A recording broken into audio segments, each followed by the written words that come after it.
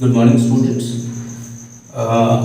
Class 9th का chapter number 1 जो हम पहले पढ़ चुके हैं वो था मैटर इन आवर सराउंडिंग। उसके अंदर हमने जो टॉपिक्स पढ़े वो थे डेफिनेशन ऑफ मैटर, उसके बाद पार्टिकल किससे बना हुआ है, मैटर किससे बना हुआ है, वो सारी चीज़ें। उसके बाद मैटर कितनी स्टेट्स में होता है, उन स्टेट की प्रॉपर्टीज़ पढ़ी। फिर हमने ये देखा कि क्या उन स्टेट्स को हम एक दूसरे में इंटर कन्वर्ट कर सकते हैं, अगर हाँ तो उन प्रोसेस को हम क्या बोलते हैं। ठीक है, वेपराइजेशन इवापोरेशन में डिफरेंसेस हमने देखे। हमने देखा कौन कौन से ऐसे फैक्टर्स हैं जो इवापोरेशन की प्रोसेस को इफेक्ट करते हैं। तो ये सारी चीज़ें हमने पढ़ी चैप्टर नंबर 1 में, that was matter in our surrounding. अब हम पढ़ेंगे chapter number 2, that is matter around us is pure. हमारे आसपास जो मैटर मिलता है क्या वो प्योर है। ठीक है, अब यहाँ पर प्योरिटी से मतलब है कि उस मैटर के अंदर के पार्टिकल्स जो हमारे पास हैं या जो भी कॉम्पोजिशन है या मैटर जिससे भी मिलकर बना हुआ है उसका नेचर कैसा है। ठीक है, जब हम डेली लाइफ की बात करते हैं तो प्योरिटी हमारे लिए क्या होती है। भाई हम घर में कोई सामान खरीद रहे हैं, हम दूध खरीद रहे हैं या कोई दूसरी चीज़ खरीद के ला रहे हैं तो हम बोलते हैं भाई ये प्योर है। प्योर मतलब क्या है कि उसमें इम्प्योरिटीज नहीं है। यहाँ पर जब हम प्योरिटी की बात कर रहे हैं तो हम यहाँ बात कर रहे हैं कि जो भी मैटर हमारे सामने है, चाहे वो सॉलिड हो, चाहे वो लिक्विड हो, चाहे वो गैस हो, वो कितना प्योर है। और उसकी प्योरिटी हम देखेंगे उसके कॉम्पोजिशन से, है ना, कि उसके अंदर क्या क्या चीज़ें प्रेजेंट है और कितने रेशियो में प्रेजेंट है, क्या सेम टाइप की है, अगर डिफरेंट टाइप की है तो क्या एग्जैक्ट वैल्यू में है या फिर उसका रेशियो बिगड़ा हुआ है। तो उस हिसाब से हम यहाँ पर मैटर को क्लासीफाई करते हैं। ठीक है, तो अभी इस पूरे कॉन्सेप्ट को, जो प्योरिटी का पूरा कॉन्सेप्ट है, इस कॉन्सेप्ट को अभी हम एक फ्लो चार्ट से यहाँ पर पढ़ेंगे कि हम मैटर को on the basis of purity कैसे क्लासीफाई कर सकते हैं। ठीक है, तो हम बात कर रहे हैं अभी किसकी, मैटर की। ठीक है, अगर हमारे पास मैटर है तो इस मैटर को हम प्योरिटी के बेसिस में दो कैटेगरी में क्लासीफाई करते हैं। ठीक है, एक तो हो जाता है प्योर सब्सटेंसेस, प्योर सब्सटेंसेस। ठीक है, दूसरा हो गया क्या, इसी का उल्टा, इम्प्योर सब्सटेंसेस। ठीक है, केमिस्ट्री में हम इसी इम्प्योर सब्सटेंसेस को बोल देते हैं मिक्सचर्स। ठीक है, तो प्यूरिटी के बेसिस पे जब हमने मैटर को क्लासिफाई किया तो हमने दो तरीके से क्लासिफाई किया। एक में हमने बोला प्योर सब्सटेंसेस और एक में हमने बोला इम्प्योर सब्सटेंसेस, है ना। इसको पूरा लिख लें अपन, मैटर। ठीक है, तो एक हो गया क्या, प्योर सब्सटेंस, और एक हो गया इम्प्योर सब्सटेंस। अब यहां से ये जो क्लासिफिकेशन हम कर रहे हैं किस पे कर रहे हैं, on the basis of purity. ठीक है ना। अब यहां से देखें कि भाई प्योर सब्सटेंसेस मतलब क्या। तो यहाँ पर जो हम प्योर सब्सटेंस की बात कर रहे हैं, अगर उसको हमको डिफाइन करना पड़े कि what should be the definition for pure substances, तो वो क्या होगी, है ना। तो डेफिनेशन आ जाएगी क्या प्योर सब्सटेंसेस की,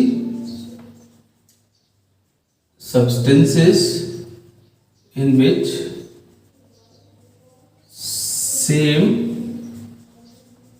type of atoms are present or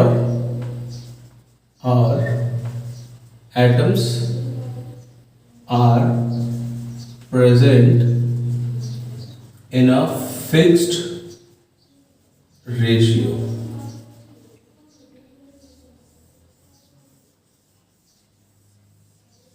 ठीक है, ऐसे सब्सटेंसेस जिनके अंदर या तो सेम टाइप के एटम्स हो, एक ही टाइप के सारे एटम्स हो और उनसे मिलकर क्या बन रहा हो हमारा मैटर या हमारा सब्सटेंस, या फिर अगर उसमें अलग अलग एटम्स हैं तो वो एक फिक्स्ड रेशियो में होने चाहिए। ठीक है, उसको भी हम आगे देखते हैं। ठीक, अब यहां से हम इस प्योर सब्सटेंसेस को इस डेफिनेशन के अकॉर्डिंग, जो हमने डेफिनेशन ऊपर लिखी है कि या तो सेम टाइप के एटम्स हो या फिर अलग अलग एटम्स हो लेकिन फिक्स्ड रेशियो में हो, उसके बेसिस पे हम यहाँ प्योर सब्सटेंसेस को दो कैटेगरी में क्लासिफाई करते हैं। पहली कैटेगरी हो जाती है हमारी एलिमेंट्स। ठीक है, और दूसरा हो गया कंपाउंड्स। ठीक, तो एक हो गया एलिमेंट्स और एक हो गया कंपाउंड्स। एलिमेंट की बात करें तो एलिमेंट का मतलब ऐसे सब्सटेंस जिसमें सेम टाइप के एटम प्रेजेंट होते हैं, substances in which same type of atoms are present. ठीक है, ऐसे सब्सटेंसेस जिसमें एक ही टाइप के एटम प्रेजेंट होंगे वो हो गया क्या, एलिमेंट्स। यहीं अगर हम कंपाउंड्स की बात करें तो हम क्या बोल रहे हैं, substances in which atoms are present in a fixed ratio. ठीक है, जहां पर एटम्स एक फिक्स्ड रेशियो में होते हैं वो कंपाउंड्स हो गया, जहां पर सेम टाइप के एटम्स होते हैं वो एलिमेंट हो गया। जैसे एग्जांपल की बात करें, मान लो एक लोहे का टुकड़ा, एक आयरन पीस हमारे पास है, तो उसका फॉर्मूला क्या हुआ, Fe। Iron stands for Fe, Fe stands for iron. तो ये जो Fe है, अब उस आयरन के टुकड़े में Fe के बहुत सारे एटम्स हैं जो एक साथ लगे हुए हैं। जैसे अगर ये हमारे पास एक आयरन का टुकड़ा है तो इसमें ऐसे बहुत सारे एटम्स हैं, जैसे पास पास अरेंज हैं, जिसकी वजह से वो सॉलिड हो गया। लेकिन इस कैटेगरी में सारे के सारे जो एटम्स हैं वो क्या है, सेम टाइप के। ठीक है, तो ये Fe क्या हो गया, एक एलिमेंट हो गया। इसी तरीके से अगर सपोज हम बात करें ऑक्सीजन गैस की, O2 गैस, तो ऑक्सीजन गैस के अंदर भी दो एटम प्रेजेंट है, लेकिन दोनों कैसे सेम है। ठीक है, ये भी एलिमेंट हो गया, ये एलिमेंट हो गया। इसी तरीके से नाइट्रोजन गैस है, N2 गैस, इसके अंदर भी दो नाइट्रोजन के एटम प्रेजेंट है, लेकिन दोनों सेम है। ठीक है, अगर हम सोडियम की बात करें, लैब में हमारे सोडियम होता है, रिप्रेजेंट करते हैं Na से, तो अगर सोडियम का एक पीस होगा तो उसमें भी बहुत सारे एटम है, लेकिन सारे सेम है। तो जहां पर सेम टाइप के एटम्स होते हैं उसको हम क्या बोलते हैं, एलिमेंट्स। यहां पर भी आप ध्यान दोगे तो दो चीजें हैं, या तो इस तरीके से होगा जहां पार्टिकल्स जो है वो एटम जो है वो पास पास अरेंज होंगे, या फिर ऐसा होगा जहां पर एक एटम दूसरे एटम से बॉन्डेड है ना। यहाँ पर जितने भी एटम्स हैं Fe के अंदर वो क्लोजली पैक्ड हैं, तो ये सॉलिड बन रहा है। जब हम O2 गैस की बात कर रहे हो, ये बोल रहे हैं कि दो एटम है, तो एक ऑक्सीजन का एटम दूसरे ऑक्सीजन के एटम के साथ क्या बना रहा है, बॉन्ड बना रहा है। ये आप सीनियर क्लास में पढ़ोगे।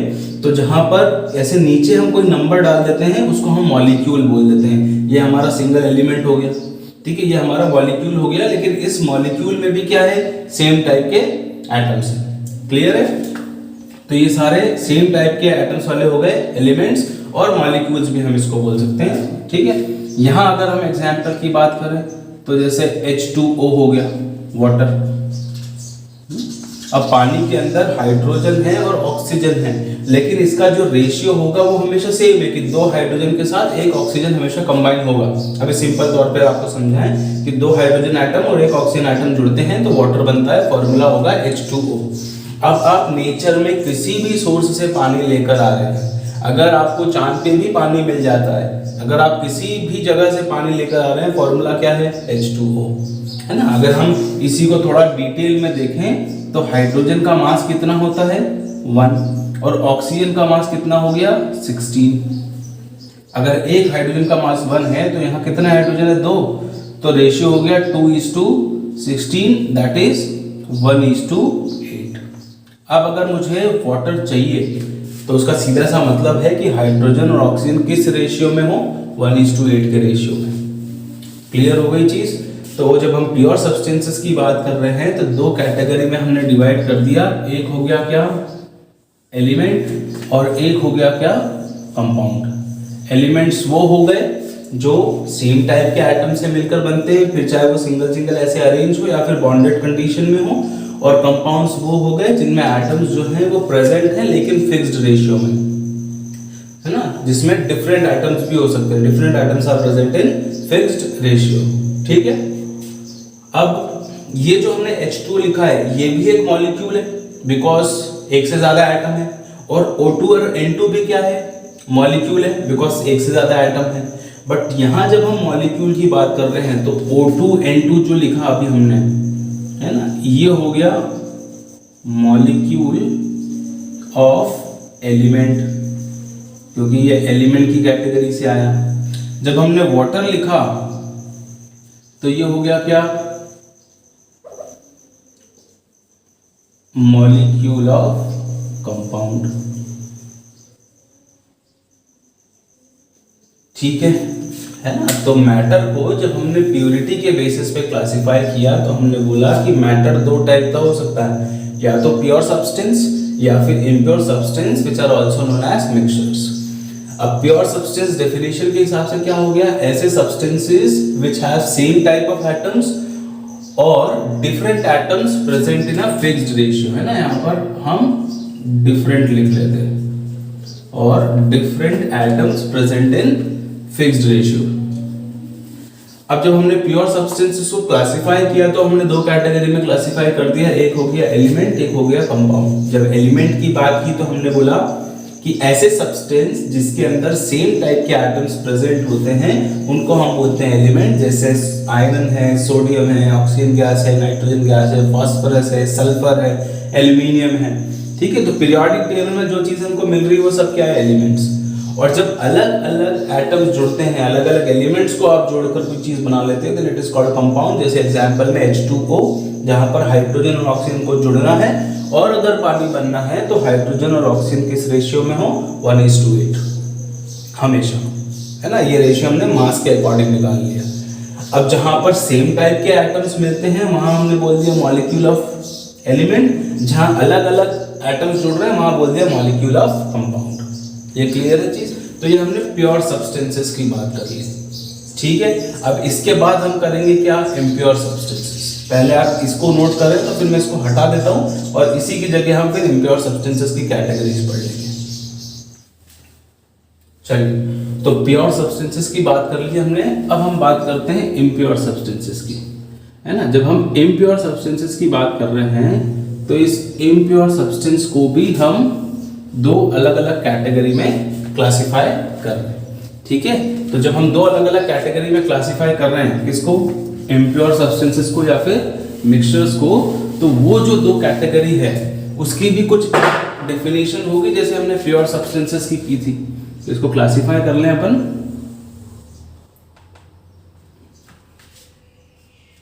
ठीक है, पहला होता है होमोजेनस मिक्सचर्स। पहला हमने बोल दिया क्या, होमोजेनस मिक्सचर्स। दूसरा हो जाएगा हेट्रोजेनस मिक्सचर्स। तो जब हमने मिक्सचर्स को या इम्प्योर सब्सटेंसेस को क्लासिफाई किया तो हमने दो कैटेगरी में क्लासिफाई किया, एक होमोजेनस मिक्सचर और एक हेट्रोजेनस मिक्सचर्स। ठीक है, अब यहाँ पर अगर हम वर्ड की बात करें केमिस्ट्री में तो होमो का मतलब होता है सेम, ठीक है, एक जैसे, और हेटेरो मतलब होता है डिफरेंट।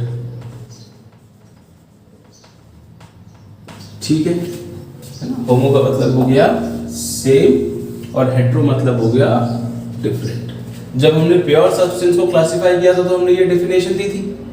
जब हम इम्प्योर सब्सटेंस की बात करते हैं तो हम इसको डिफाइन कैसे कर सकते हैं, हम इसको बोल सकते हैं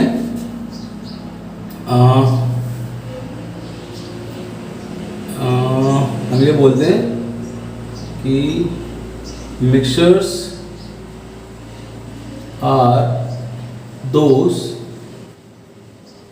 इन विच substances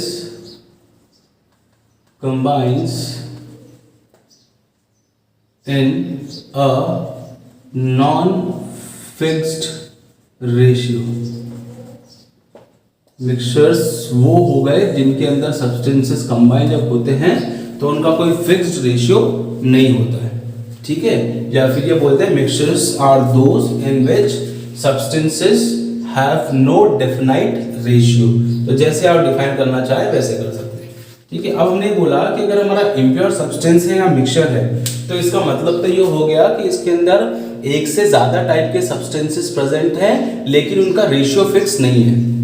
और इसी डेफिनेशन के बेसिस पे जब हमने क्लासिफाई किया होमोजेनस और हेट्रोजेनस में, तो हम यहाँ क्या बोल रहे हैं कि होमोजेनस मिक्सचर्स वो मिक्सचर्स हो गए जिनके अंदर एक यूनिफॉर्म डिस्ट्रीब्यूशन होता है, चीजें जो होती है वो यूनिफॉर्मली एक दूसरे में डिस्ट्रीब्यूट होती है, पहली चीज। या फिर हम ये बोलते हैं कि वहां पर कोई क्लियर बाउंड्री ऑफ सेपरेशन नहीं होता है ना। इसको भी अपन समझते हैं क्या है, पहले लिख लें क्या है, यूनिफॉर्म डिस्ट्रीब्यूशन पहली चीज, और दूसरी चीज है no clear boundary of separation. तो इन दो तरीके से हम होमोजेनस मिक्सचर को डिफाइन कर सकते हैं कि वो सारे मिक्सचर्स जिनमें यूनिफॉर्म डिस्ट्रीब्यूशन होता है वो होमोजेनस मिक्सचर्स होते हैं, या अगर बोलना चाहें तो वो सारे मिक्सचर्स जिनके अंदर कोई क्लियर बाउंड्री सेपरेशन की नहीं है वो होमोजेनस मिक्सचर्स होते हैं। ठीक है, इसको समझें कि कैसे। मान लो मैंने एक गिलास पानी लिया है ना, एक गिलास मैंने यहाँ पर ले लिया और इसके अंदर मेरे पास पानी है, इस तरीके से मैंने क्या लिया, H2 वाटर। अब इस पानी में मैं बाहर से ऐड कर रहा हूं सॉल्ट, नमक जो हम घर में खा रहे हैं। तो वो नमक जब पानी में जाएगा तो धीरे धीरे क्या हो गया, डिसॉल्व हो गया। ठीक है, और डिसॉल्व होते टाइम कहीं भी ऐसा नहीं होता है कि ग्लास के इतने पानी में नमक का टेस्ट ज्यादा आ रहा है, यहाँ पर पानी फीका लग रहा है, यहाँ पर कम खारा लग रहा है, यहाँ ज्यादा खारा लग रहा है। जो सॉल्ट के पार्टिकल्स हैं वो इस वाटर में एक जैसे डिस्ट्रीब्यूट होते हैं, उसको हम बोलते हैं यूनिफॉर्म डिस्ट्रीब्यूशन।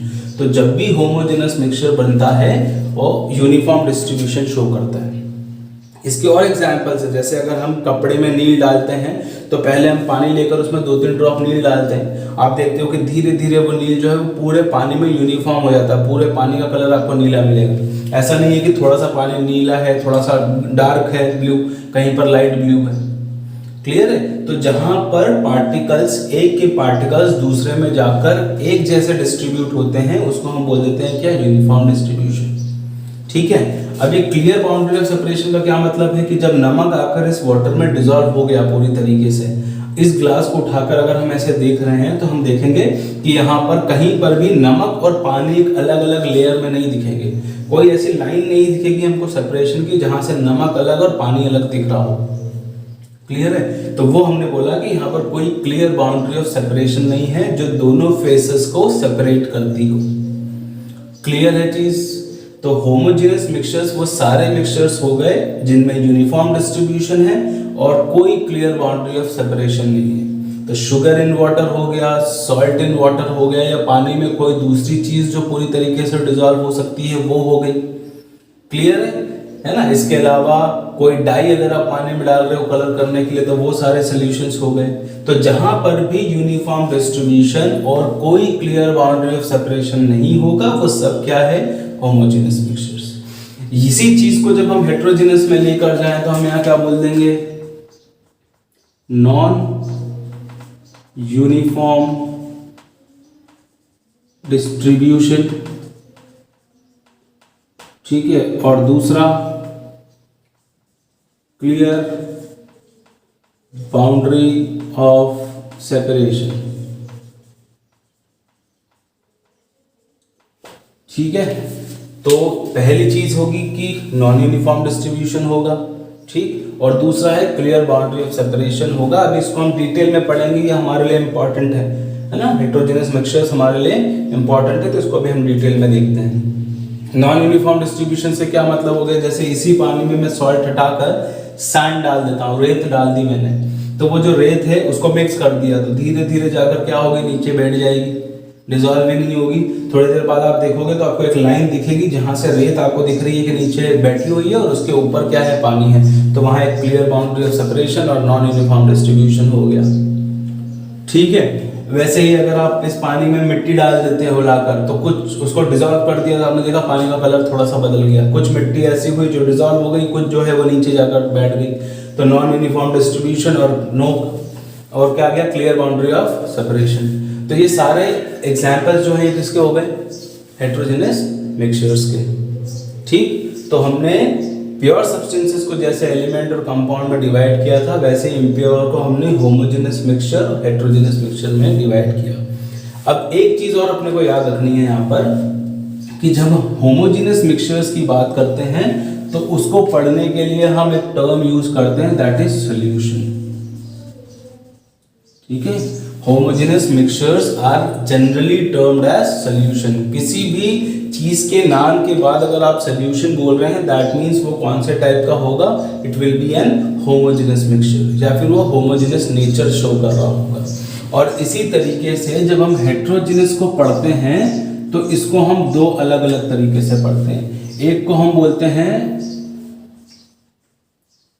कोलॉइडल सॉल्यूशन, ठीक है, एक को बोल दिया क्या, कोलॉइडल सॉल्यूशन। इसी को हम शॉर्ट में कोलॉइड्स भी बोलते हैं।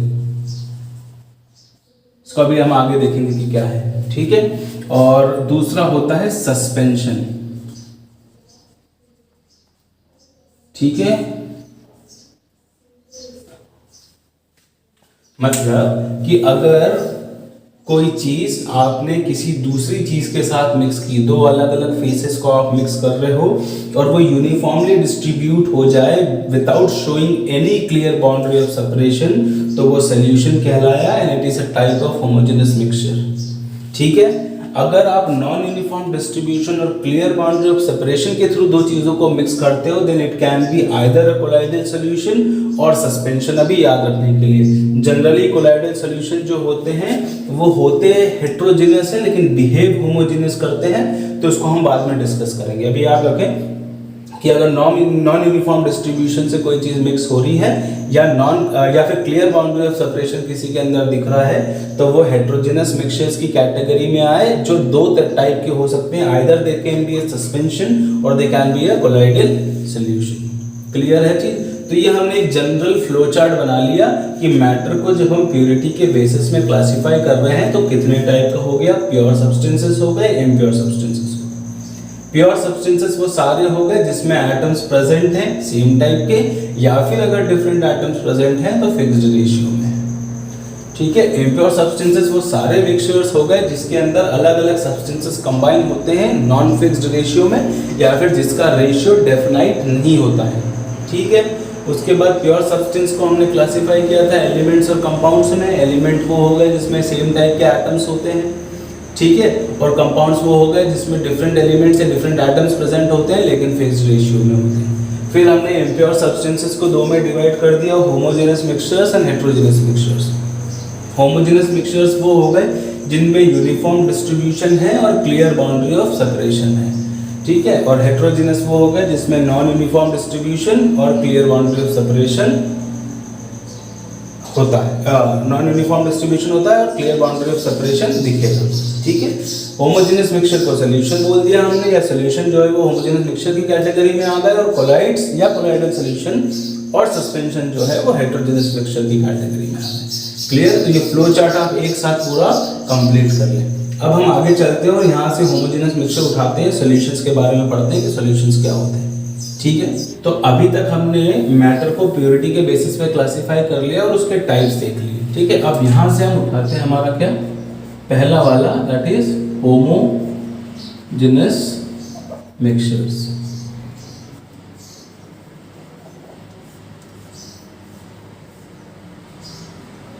ठीक है, अब होमोजेनस मिक्सचर्स में डेफिनेशन हमने क्या बोली, हमने बोला सब्सटेंसेस, या फिर ऐसा लिख लेते हैं, इसको थोड़ा शॉर्ट करके लिखते हैं, mixtures formed by uniform distribution of particles with no clear boundary of separation. ऐसे मिक्सचर्स जो यूनिफॉर्म डिस्ट्रीब्यूशन से बने और जिनके अंदर कोई क्लियर बाउंड्री ऑफ सेपरेशन ना हो, उनको हम क्या बोल रहे हैं, होमोजेनस मिक्सचर्स। ठीक है, हमने बोला था कि होमोजेनस मिक्सचर्स के अंदर हम किसको पढ़ते हैं, सॉल्यूशंस को। ठीक है, तो डेफिनेशन तो हमने देख ली क्या है। अगर आपसे कोई डिफरेंसेस पूछता है कि write the basic difference between homogeneous and heterogeneous mixtures, तो आप इसी से लिख सकते हो कि homogeneous mixtures are those which have uniform distribution and heterogeneous mixtures are those which have non uniform distribution. दूसरा डिफरेंस हो जाएगा कि homogeneous mixture shows no clear boundary of separation and heterogeneous mixture shows clear boundary of separation। ठीक है, अब यहां से हम उठाते हैं किसको, सॉल्यूशंस को, और इसको हम डिटेल में देखते हैं कि ये क्या है। ठीक है, पहली चीज कि सॉल्यूशंस क्या है और कैसे हम इसको डिफाइन करें। तो सॉल्यूशन की जब हमको डेफिनेशन लिखनी है तो हम क्या लिखेंगे कि मिक्सचर्स, या मिक्सचर्स की तो पूरे लिख लो ना, ये हो जाएगा क्या, यूनिफॉर्म मिक्सचर्स ऑफ टू और मोर सब्सटेंसेस। ठीक है, हमने लिखा यूनिफॉर्म मिक्सचर्स ऑफ टू और मोर सब्सटेंस, और यूनिफॉर्म मिक्सचर किस में होता है, होमोजेनस में। तो आप इसमें यूनिफॉर्म मिक्सचर की जगह होमोजेनस भी लिख सकते हो, होमोजेनस मिक्सचर ऑफ टू और मोर सब्सटेंस, ऐसा लिख लेते हैं इसको। ठीक है, ये हो जाएगा होमोजेनस मिक्सचर ऑफ टू और मोर substances whose concentration can be changed within a certain limit। ठीक है, ये हो गई डेफिनेशन किसकी, होमोजेनस मिक्सचर की, सॉरी सॉल्यूशंस। तो होमोजेनस मिक्सचर्स ऐसे होमोजेनस मिक्सचर जिसमें दो या दो से ज्यादा सब्सटेंसेस हो, जिसकी कॉन्सेंट्रेशन को आप एक लिमिट में रहकर चेंज कर सकते हो, उसको हम बोल देते हैं क्या, सॉल्यूशंस। ठीक है, इसको समझें क्या बोलना चाह रहे हैं अपन। जैसे सपोज एग्जांपल में मैंने लिया H2O विद NaCl, है ना, पानी और सॉल्ट का solution. NaCl stands for salt, ठीक है, घर का नमक। तो पानी और नमक को जब मैंने डिसॉल्व किया, मान लो मैंने एक बाउल में पानी लिया, ठीक है, छोटे कटोरी में धर के हमने पानी लिया, और उस पानी में मैंने आधा चम्मच नमक डाला, उसको डिसॉल्व कर दिया। अब वो जो कटोरी होगी हमारे पास, जब उसका पानी हम टेस्ट करेंगे तो हमको टेस्ट क्या आएगा, इट विल बी सॉल्टी, थोड़ा खारा आएगा। ठीक है, अब उस पूरी कटोरी के अंदर दो कंपोनेंट प्रेजेंट है, एक सॉल्ट हो गया और एक वाटर हो गया। ठीक है, और उस सॉल्ट की, जो सॉल्ट उस पानी में प्रेजेंट है, उसका एक फिक्स्ड अमाउंट भी है। अब अगर मैंने उसमें आधा चम्मच नमक और डाल दिया तो उसका जो टेस्ट है वो क्या हो गया, वो और ज़्यादा सॉल्टी हो गया। मतलब मैंने कॉन्सेंट्रेशन चेंज कर दी, कॉन्सेंट्रेशन मतलब अमाउंट चेंज कर दिया, मैंने एक चीज़ का कॉन्सेंट्रेशन जो था वो बढ़ा दिया। ठीक है, इसी तरीके से उस कटोरी में जो पानी और सॉल्ट मेरे पास अभी इकट्ठा हो गया था, उसको ले जाकर मैंने एक दूसरे बर्तन में डाला जिसमें पहले से एक कटोरी पानी और रखा था। तो अब टेस्ट क्या होगा, अब उसका टेस्ट थोड़ा कम सॉल्टी हो जाएगा, बिकॉज वाटर का अमाउंट क्या हो गया, बढ़ गया। तो मैं एक ऐसे सॉल्यूशन के साथ डील कर रहा हूँ, जो एक ऐसे मिक्सचर्स के साथ डील कर रहा हूँ जिसकी कॉन्सेंट्रेशन को मैं चेंज कर सकता हूँ, कम या ज़्यादा। और वो चेंज मैं कैसे कर रहा हूँ, किसी एक चीज़ को कम या ज़्यादा करके।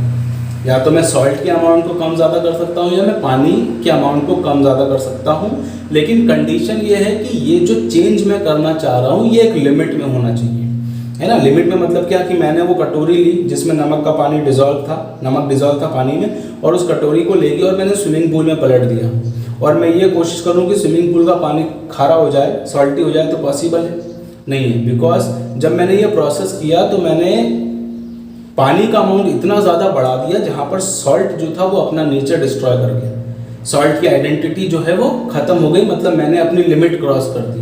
इसलिए हमने डेफिनेशन में लिखा है कि जिसकी कॉन्सेंट्रेशन को आप चेंज कर सकते हो एक लिमिट में रहकर। ठीक है, ऐसे ही मेरे पास वो एक कटोरी पानी था नमक वाला, ठीक है, स्विमिंग पूल का एग्जाम्पल हम हटा दें, उसकी जगह मैंने एक 20 लीटर की बाल्टी ले ली जिसमें पूरा नमक भरा हुआ है सॉलिड, ठीक है, और मैंने वो कटोरी ले आकर उस नमक में खाली कर दी।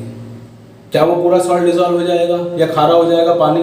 नहीं होगा, बिकॉज जितना थोड़ा सा कटोरी का पानी था वो नमक क्या कर लेगा, एब्जॉर्ब कर लेगा। सॉल्ट का कॉन्सेंट्रेशन इतना ज़्यादा हो गया कि पानी की आइडेंटिटी खत्म हो गई। तो मैं कॉन्सेंट्रेशन को चेंज कर सकता हूँ लेकिन मैं लिमिट क्रॉस नहीं कर सकता। ठीक है, होमोजेनस मिक्सचर्स हों जिसमें दो या दो से ज़्यादा सब्सटेंसेस हों और जिसकी कॉन्सेंट्रेशन को आप कम या ज़्यादा कर सकते हो एक लिमिट में रहकर, उसको हम बोल देते हैं क्या, सॉल्यूशंस। ठीक है, तो आई होप कि आपको ये डेफिनेशन क्लियर हो गई है। पानी और NaCl के एग्जाम्पल से मैंने आपको ये समझा दिया।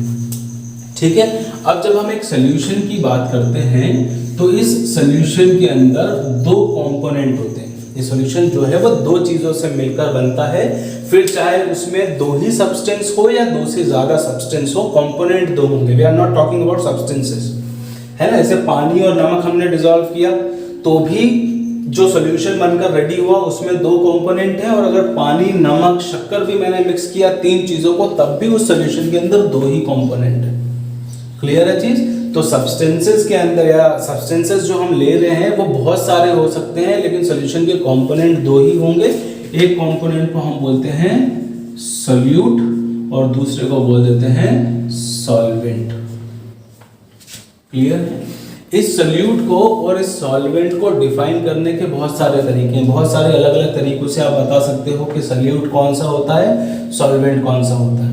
ठीक है, लेकिन अभी अपन इसको थोड़ा सिंपल करते हैं, है ना। सोल्यूट वो हो गया जो लेस क्वांटिटी में होता है, जो कम क्वांटिटी में अपन यूज करेंगे उसको सोल्यूट बोल रहे हैं, और जो ज्यादा क्वांटिटी में होगा, मोर क्वांटिटी, उसको अपन सॉल्वेंट बोलेंगे। लेकिन ये हर बार ठीक हो ऐसा जरूरी नहीं है। ठीक है, अभी आपके लेवल पर ठीक है। जैसे पानी और नमक का सोल्यूशन बनाना है तो पानी कम है, पानी ज्यादा है, नमक कम है, तो नमक मेरे लिए क्या हो गया, सोल्यूट हो गया, और पानी क्या हो गया, सॉल्वेंट हो गया। नींबू पानी बनाना है तो पानी मेरे लिए सॉल्वेंट हो गया और नींबू का रस मेरे लिए क्या हो गया, सोल्यूट हो गया। मीठा पानी बनाना है, शक्कर का पानी बनाना है तो शक्कर मेरे लिए सोल्यूट हो गई, पानी मेरे लिए सॉल्वेंट हो गया। क्लियर है चीज? लेकिन कभी कभी जब हम कॉन्सेंट्रेट सोल्यूशन करते हैं, जैसे शक्कर की चाशनी बनानी है तो हम शक्कर ज़्यादा डालते हैं, पानी थोड़ा कम रखते हैं, तो चीज़ें बदलती हैं। तो वहाँ पर हम इसका डेफिनेशन थोड़ा सा बदलते हैं, है ना। दूसरा हम क्या बोल रहे हैं कि विच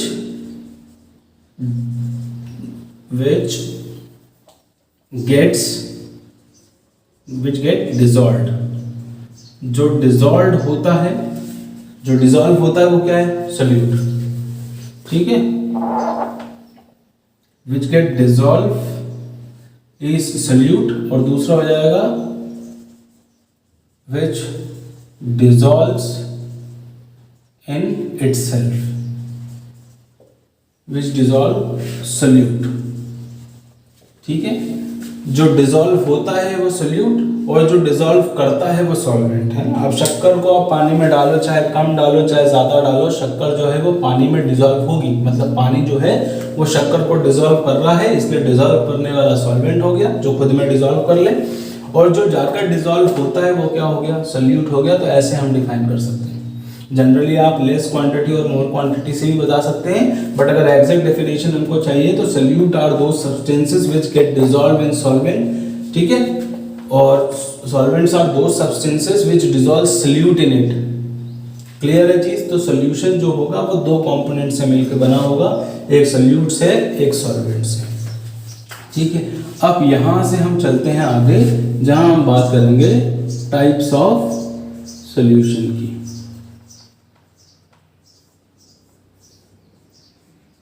टाइप्स ऑफ सॉल्यूशन, अलग अलग तरीके से हम सॉल्यूशन को क्लासिफाई कर सकते हैं। पहला जो हम ले रहे हैं कि कितने टाइप के सॉल्यूशन होते हैं, ये बेस्ड है on the amount of solute. Types of solution on the basis of amount of solute already present। पहले से कितना सोल्यूट प्रेजेंट है उस बेसिस पे हम यहाँ क्लासिफाई करने की बात कर रहे हैं, है ना। चीज़ों को समझना हम टाइप ऑफ सोल्यूशन की बात कर रहे हैं और तीन अलग अलग टाइप्स पढ़ेंगे, तीन अलग अलग तरीके पढ़ेंगे जहाँ हम सोल्यूशन को क्लासिफाई कर सकते हैं। पहला तरीका हम बोल रहे हैं वो जो बेस्ड है किस पे, कि हमारे सॉल्यूशन में सॉल्यूट पहले से कितना प्रेजेंट है। ठीक है, इसके बेसिस पे हम सॉल्यूशन को दो कैटेगरी में क्लासिफाई करते हैं। एक होता है डाइल्यूट सॉल्यूशन और एक हो गया कॉन्सेंट्रेटेड सॉल्यूशन। ठीक है ना। तो डाइल्यूट सॉल्यूशन वो हो गया जिसमें लेस अमाउंट ऑफ सॉल्यूट होगा और जिसमें मोर अमाउंट ऑफ सॉल्यूट होगा वो कॉन्सेंट्रेटेड हो गया। ठीक है, जैसे अगर मैंने शक्कर, 1 चम्मच शक्कर को 1 गिलास पानी में डिसॉल्व किया तो सॉल्यूशन बना, वो डाइल्यूट सॉल्यूशन बना। ठीक है, लेकिन अगर मैंने उसी 1 गिलास पानी में शक्कर का अमाउंट बढ़ा दिया, मैं कोशिश कर रहा हूँ कि आधा किलो शक्कर घुल जाए, तो सॉल्यूशन क्या बनेगा? कॉन्सेंट्रेटेड, जैसे शक्कर की चाशनी बन रही है। ठीक है, तो ये जो दो टाइप के सॉल्यूशन की हम बात कर रहे हैं, डाइल्यूट सॉल्यूशन और कॉन्सेंट्रेटेड सॉल्यूशन, ये हमारे लिए हमारे सिलेबस के अकॉर्डिंग बहुत इंपॉर्टेंट है, क्योंकि यहाँ से जब हम सीनियर क्लासेस में जाते हैं और लैब में प्रैक्टिकल करते हैं तो ये दो टाइप के सॉल्यूशन, ये दो टाइप के एसिड्स हम बहुत यूज में लाते हैं, dilute acid and concentrated acid, dilute solution and concentrated solution. तो जहाँ पर इसको बिल्कुल आसान है समझना कि जहाँ पर पानी का अमाउंट बहुत ज़्यादा होगा, है ना, उसको हम डाइल्यूट सॉल्यूशन बोलते हैं, क्योंकि पानी को ऐड करने की प्रोसेस कहलाती है डाइल्यूशन। तो जहाँ डाइल्यूशन मैक्सिमम होगा, जहाँ वाटर एडिशन ज़्यादा होगा, that will be a dilute solution. और जहाँ पर वाटर का एडिशन कम है, अमाउंट ऑफ वाटर कम है, अमाउंट ऑफ वाटर लो है, उसको हम क्या बोल देंगे? Concentrated solution. ठीक है, जिस चीज़ को पानी में डाल रहे हैं वो चीज़ अगर ज़्यादा है तो कॉन्सेंट्रेटेड सॉल्यूशन, और अगर पानी हम ज़्यादा ले रहे हैं then it is called dilute solution. तो टाइप ऑफ सॉल्यूशन में जो पहला तरीका था सॉल्यूशन को अलग अलग करने का, वो हो गया हमारा on the basis of amount of solute present. Clear है? एक डाइल्यूट और एक कॉन्सेंट्रेटेड। इतना करें आप, इसके बाद अभी हम आगे का देखते हैं कि क्या है।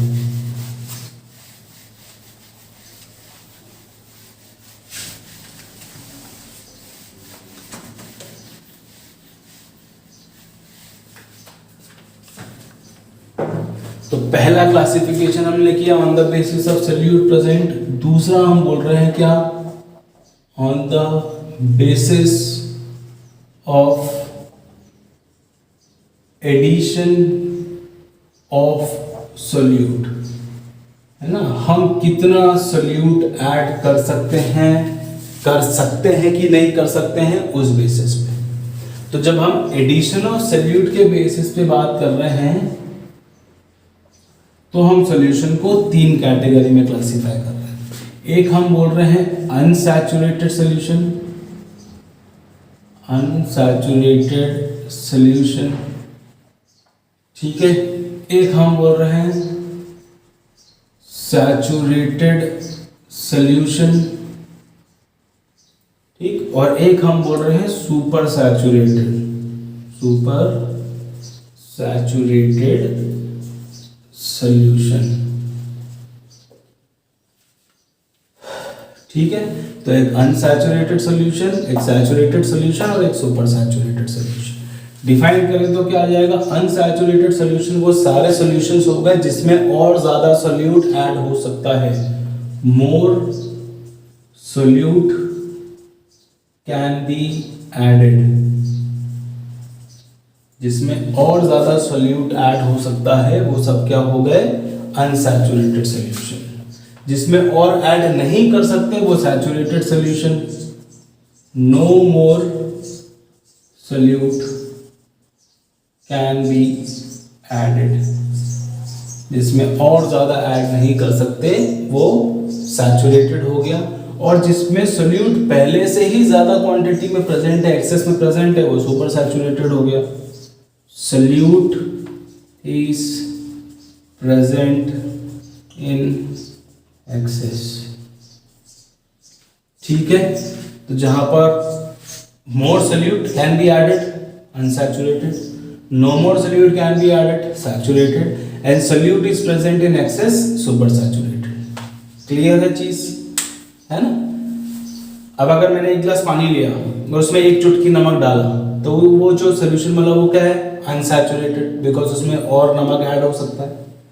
ठीक है, मैंने उसमें 2 3 4 5 नमक डाले और उसके बाद पानी की कैपेसिटी खत्म हो गई कि वो नमक को क्या करे, डिसॉल्व करे, तो वो क्या हो गया, सैचुरेटेड। और मैंने उसके बाद भी डाल दिया, बहुत सारा डाल दिया और नीचे जाकर डिपॉजिट हो गया, वो क्या हो गया मेरे लिए, सुपर सैचुरेटेड। क्लियर है? तो बिल्कुल समझने में आसान है कि जहां और ऐड कर सकते हैं वो अनसैचुरेटेड, जहां ऐड नहीं हो सकता वो सैचुरेटेड, और जहां पर पहले से ज्यादा हो वो सुपर सैचुरेटेड। ठीक है, जनरली जब आप पानी में नमक मिलाना शुरू करोगे सॉल्यूशन बनाने के लिए, तो आप 2 ही तरीके के सॉल्यूशन बना सकते हो, या तो आप अनसैचुरेटेड बना सकते हो या फिर आप सुपर सैचुरेटेड बना सकते हो। बिकॉज आपको नहीं मालूम कि पानी में आप कितना नमक डिसॉल्व कर सकते हो, या तो आप कम करोगे या तो आप ज्यादा कर दोगे, एग्जैक्ट वैल्यू में आप कैसे करोगे। तो कभी भी जब सैचुरेटेड सॉल्यूशन बनाना होता है तो उसका एक तरीका है कि हम पहले सुपर सैचुरेटेड बनाते हैं, ज्यादा अमाउंट में डालते हैं, फिर हम उस सॉल्यूशन को गर्म करते हैं। जब आप उसको गर्म करते हो, टेम्परेचर बढ़ाते हो, तो पार्टिकल्स की काइनेटिक एनर्जी बढ़ती है। ठीक है, टेम्परेचर बढ़ता है, थोड़ा सा पार्टिकल दूर होते हैं, स्पेस ज्यादा होती है, तो जो अनडिसॉल्व रखा हुआ था वो भी डिसॉल्व होता है। ठीक है, और जब वो डिसॉल्व हो जाता है टेम्परेचर बढ़ाने पर, फिर आप उस सॉल्यूशन को ठंडा होने के लिए छोड़ देते हो, ताकि जो एक्स्ट्रा डिसॉल्व हुआ है, अगर कुछ एक्स्ट्रा है तो वो निकल कर बाहर आ जाए। अगर वो निकल कर बाहर आ जाता है, उसके बाद आप उसको छानते हो, छान कर जो सॉल्यूशन मिलता है दैट इज सैचुरेटेड, और बाकी को हमने हटा दिया।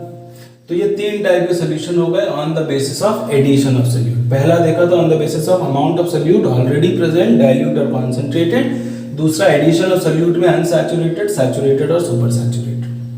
क्लियर है? अब हम बात करते हैं थर्ड टाइप की। आप इतना नोट करें,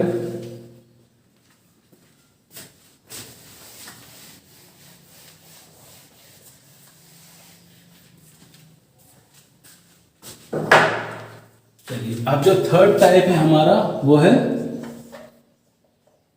on the basis of state of matter. ठीक है ना, स्टेट, जो सोल्यूट सॉल्वेंट हम ले रहे हैं उनकी स्टेट या मैटर की स्टेट के बेसिस पे हम सॉल्यूशन को डिसॉल्व कर रहे हैं या बना रहे हैं, है ना। अब इस कैटेगरी में हमको टोटल 9 टाइप के सॉल्यूशंस मिलते हैं। कैसे? पहला जो सॉल्यूशन होता है उसको हम बोलते हैं सॉलिड सॉल्यूशन, सॉलिड सॉल्यूशन। ठीक है, दूसरा जो होगा उसको हम बोलेंगे लिक्विड सॉल्यूशंस, लिक्विड सॉल्यूशंस।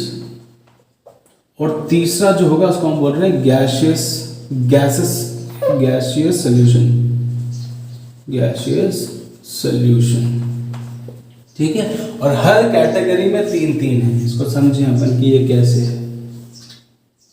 ये जो सॉलिड सॉल्यूशन, लिक्विड सॉल्यूशन और गैस सॉल्यूशन की हम बात कर रहे हैं, इसमें जो भी सॉल्यूशन का नाम आ रहा है, सॉलिड, लिक्विड, गैस, ये हमने सॉल्यूट के बेसिस पे लिया है। मतलब सॉलिड सॉल्यूशन वो सारे सॉल्यूशन हो गए जिसमें सॉल्यूट कौन होगा, सॉलिड, और सॉल्वेंट कौन हो सकता है, सॉलिड, लिक्विड, गैस।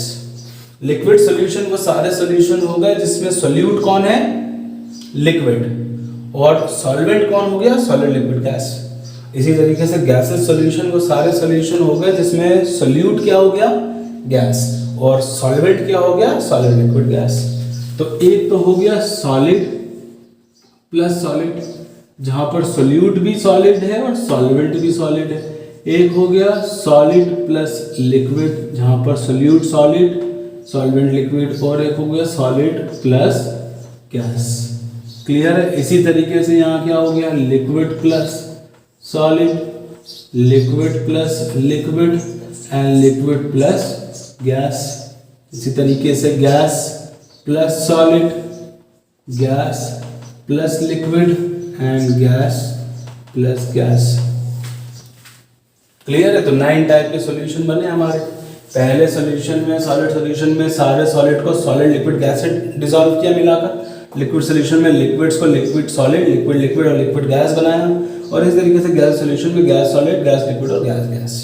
ठीक है, एग्जाम्पल जैसे सॉलिड सॉलिड की एग्जाम्पल अगर हम बात करें तो जो जर्म स्टोन्स हमको मिलते हैं, जो हम अंगूठी वगैरह में, एमराल्ड हो गया, सफायर हो गया, ये सारी चीज़ें जो है ना, जो डालकर हम पहनते हैं अंगूठी के अंदर, वो सारे सॉलिड सॉल्यूशंस के अंदर आते हैं।